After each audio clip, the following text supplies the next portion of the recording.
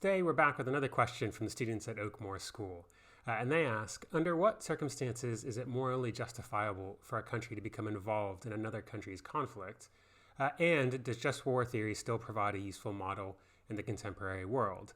These are great questions, and they go really well together because traditionally, just war theory is the way that we provide moral justifications for a country to become involved in another country's conflicts.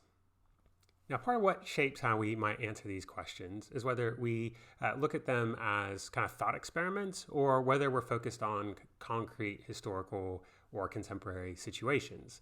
So if we go with option number one, we're asking ourselves what kind of reasons might country A give for becoming involved in the conflicts that are happening in country B? We might say something like human rights abuses. If there is widespread human rights abuses, maybe that would provide a legitimate cause for country A to become involved in country B.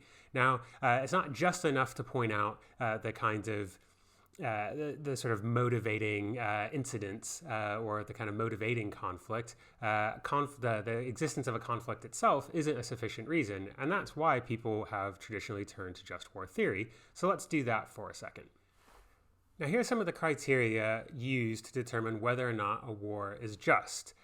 Things like the good of engaging in a conflict must outweigh the harm, must be declared by a legitimate authority, success must be more likely than defeat, and there should be discriminate targets and tactics. War shouldn't be declared against an entire country, but against the military of another country, or at the very least something specific within that country, so that what we're talking about isn't just widespread destruction of people's infrastructure. And so this would be the criteria that we could use in our thought experiment. We could look at the conflict in country B, see if it's the kind of thing which would motivate country A to get involved, and then turn to our set of criteria and ask, can country A legitimately claim to meet this set of criteria? But this, of course, brings us to the second question, which is, does just war still work as a set of criteria for evaluating whether or not a country should become involved in conflicts in other parts of the world? Here, maybe it's helpful for us to make a kind of switch or transition from that more thought experiment approach to thinking about these kinds of conflicts and wars to thinking more in terms of the things we've witnessed around the world in the past 20, 30, 40 years. Now, if we look at the two wars which have been most prominent in public consciousness in the last 20 years, those, at least in the UK, would be the war in Iraq and Afghanistan. Now, the war in Iraq lasted about 8 years officially, and the war in Afghanistan is still ongoing and is the longest military conflict in U.S. history. So we have these two conflicts, and I think that they are useful in terms of thinking about this criteria for a just war. Now, if we look at the criteria of success being more likely than defeat, I think the idea that you would sort of install a new regime, that you would bring about democratic governance in a country through invasion seems incredibly unlikely, but was the at least stated motivation for entering those wars. And in the process of fighting both those wars, while at times there may have been discriminate targets and tactics, it seems pretty clear that the countries as a whole were absolutely decimated by these conflicts. And finally, given that kind of destruction, it's very difficult to argue conclusively that the good outweighs the harm. And a pretty good degree of certainty is necessary if we're talking about justifying a war.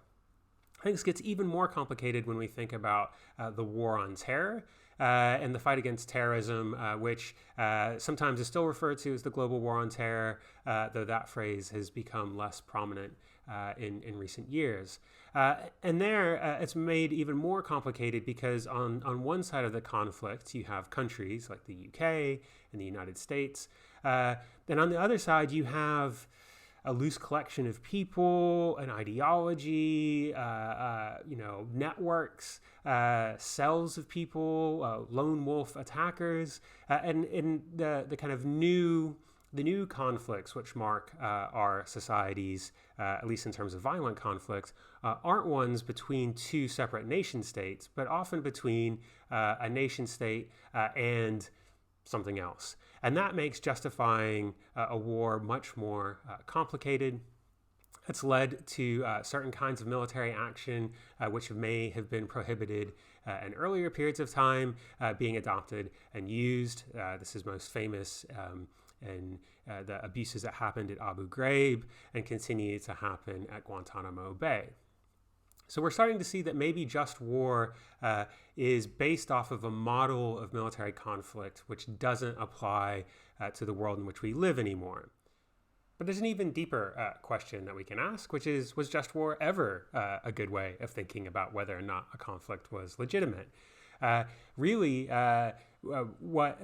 country doesn't think that the war they're engaging in is just? Surely everyone who goes to war thinks that they're going to war for good reasons, at least in the general sense. The people actually doing the fighting might not agree with that, as is often been the case in history. But the people declaring the wars usually think that they're going to war for just reasons. And so when we look at this criteria, the criteria itself just raises a whole bunch of new questions.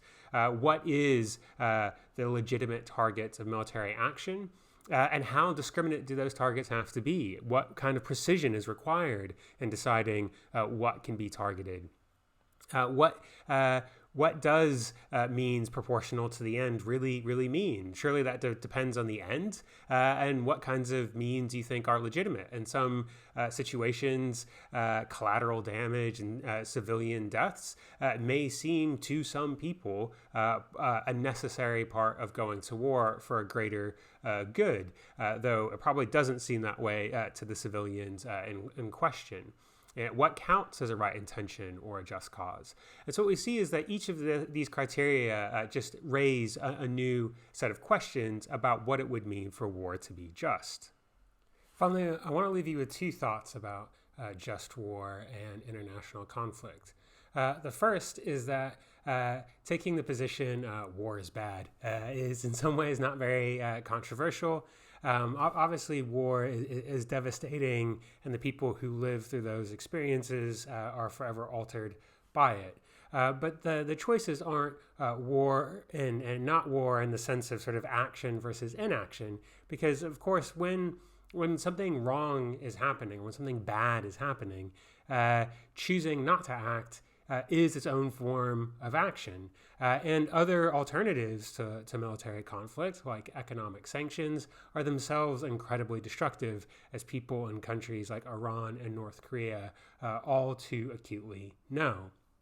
And the second thing is maybe from the perspective of us, people who are probably not deciding whether or not we should go to war, but who are listening to politicians and academics and people in the media tell us about whether or not we should be engaged in wars. For us, the important thing isn't to use just war theory to look at an international conflict and say, yes, this is okay or not okay. But to be suspicious of any time someone tells us that war is a good thing. And that it is our moral responsibility or duty. It may be that there are good reasons to consider engaging in a military conflict, but as citizens, our role is to be deeply suspicious at any time someone tells us war is good.